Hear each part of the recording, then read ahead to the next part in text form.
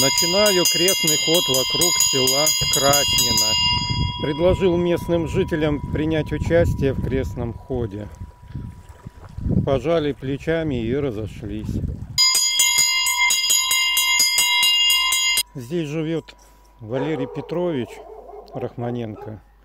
У него свой курятник, огурчики, помидорчики, зелень вся своя. И вообще он большой молодец, мы много лет дружим. Сейчас сделаю крестный ход, и дай бог поселок Краснино оживет.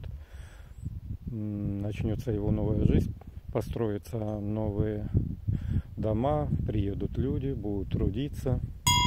Ура! Крестный ход в селе Краснино завершен. Во славу Божию!